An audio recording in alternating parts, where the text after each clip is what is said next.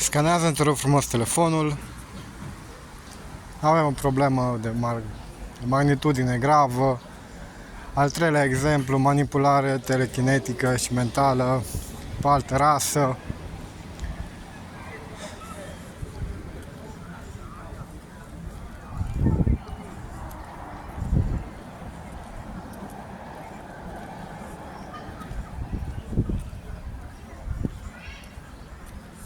Ținte văzute.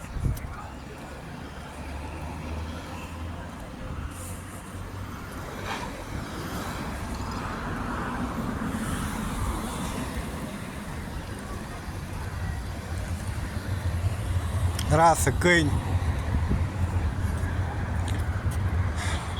Manipulare fără adevăr absolut.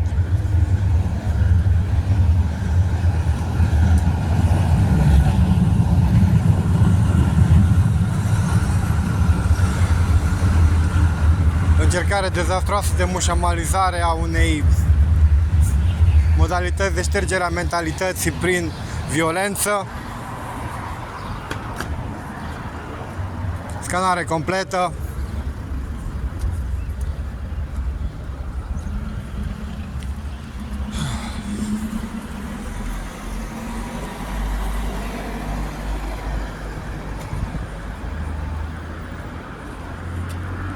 Reparare completă.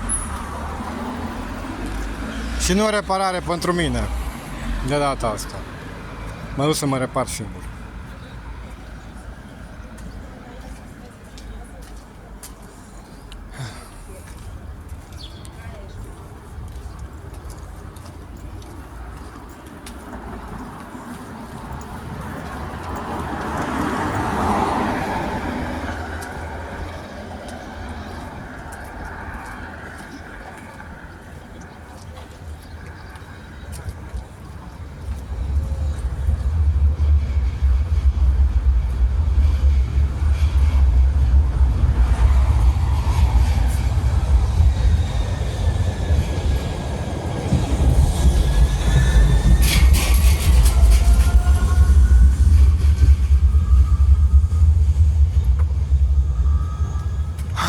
Nivel 4 greu de atins.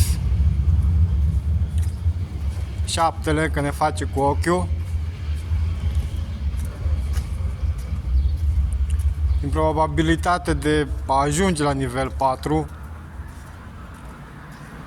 3-ul chiar se apropie peste tot.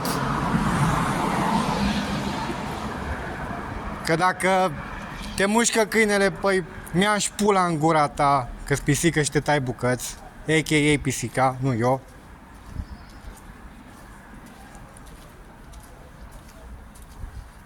Ca aia face pisica, cum știe tot românul. Ne jucăm cu pisica. Deci mă jucat eu cu lei.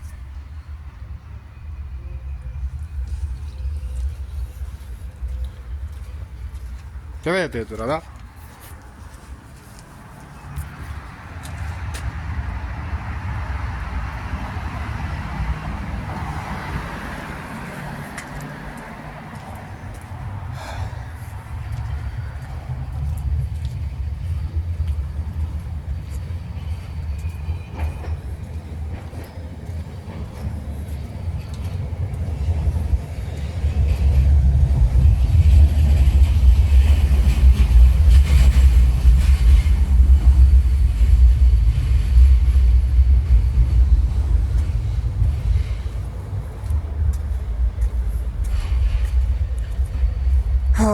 Plus de toate, simbiotul gazdă nu poate să trăiască pe aceste planete cât timp alți simbioți își bag joc de alte subiecte, ținând cont că simbiotul este atașat de corp și în clipa aceasta altă rasă face rău altei rase și simbiotul este atașat de cealaltă rasă și se face rău că îl mușcă.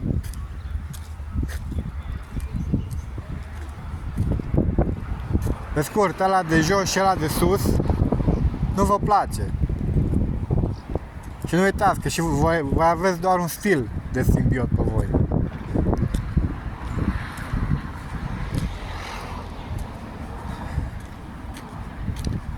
Să nu vi se zburlească părul când vă treziți deodată.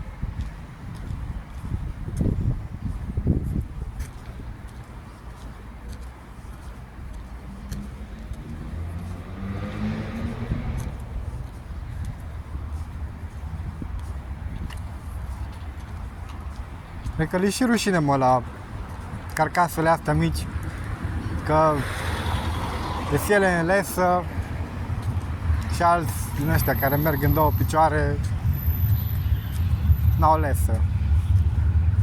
Și nu m-am referit la alții care sunt plimbați în lesă. Nu. No.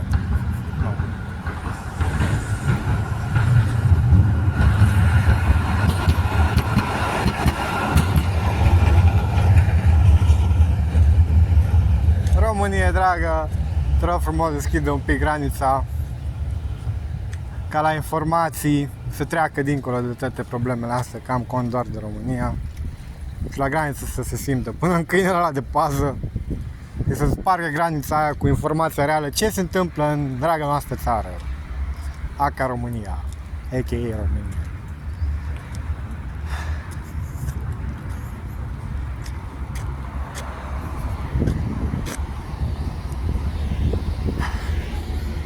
M-am pupat, mă, să beau un suc.